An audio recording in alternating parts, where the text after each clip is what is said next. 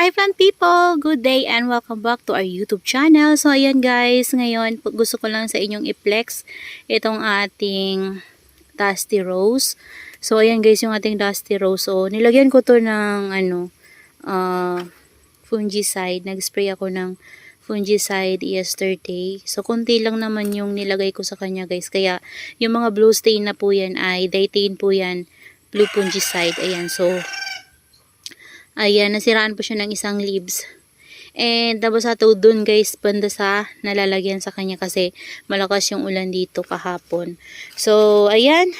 Tingnan nyo guys, nagkakaroon siya ng mga ganyan sa leaves niya. Hindi ko alam kung ano yan. And hindi to masyadong stress. Yan. May pagka-purple siya pero hindi kagaya dati na sobra talagang purple nito. Parang super bummy yung kulay niya. Kasi nababasa-basa siya palagi. So ngayon guys, gusto ko lang tong lagyan ng toppings. Ayan, and maglalagay na din ako sa kanya ng chicken manure. Ayan, so ayusin ko lang guys itong ating. Ayan na guys, maglalagay tayo sa kanya ng chicken manure. Ayan, lalagyan ko lang siya guys ng konti lang kasi nalagyan ko na yan dati. So bago ko maglagay ng toppings ay lalagyan ko siya ng chicken manure. So ayan po yung ating chicken manure. Yan, may mga buo-buo siya pero dinurog ko siya guys. Ayan, maglalagay tayo sa kanya paikot. And madungis na talaga guys yung pot nito. Pasensya na madungis siya kasi lagi siyang nawiwisikan doon banda sa nalalagyan ko sa kanya.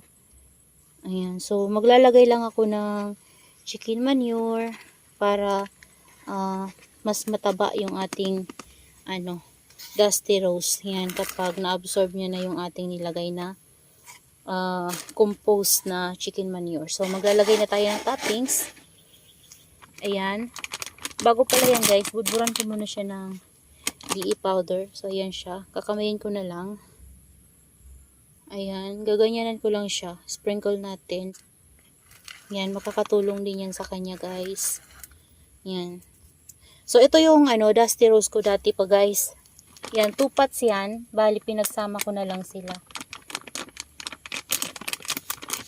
And ngayon, maglalagay na tayo sa kanya guys ng toppings na pumice stone. So ayan po. Yan, lalagyan natin siya. Kasi matagal na to, hindi ko siya nalalagay ng toppings. So para kapag nagdilig tayo guys, hindi siya na hindi na kukut-kut yung lupa niya. Mas maganda kasi guys kapag may topping siya kasi kapag nagdilig hindi na yung lupa natatapon. Yan, tsaka na siya na kut-kut ang lupa, minsan natatapon. Lalo na kung bubuhusan natin ng diretso.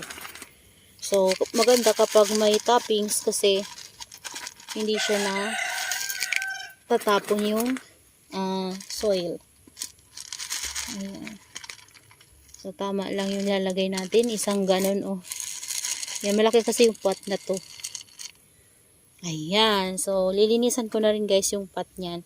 So linisan ko muna guys bago ko. So ayan na guys yung ating Dusty Rose. Ayan siya, so may ganyan siya kasi nilagyan natin siya ng DE powder and then nakapaglagay na tayo ng compost ng chicken manure and nalinisan ko na rin guys yung pot niya. And ibabalik ko na siya doon sa nilalagyan ko sa kanya. So samahan nyo ko at ilalagay natin siya doon sa napaglagyan ko sa kanya. So dito ko siya guys nakalagay. Ayan, dyan banda. Kaya nawiwisikan talaga siya ng dumi. Kasi galing dun sa kanal.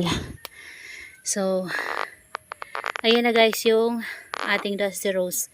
Dyan ko siya nakalagay.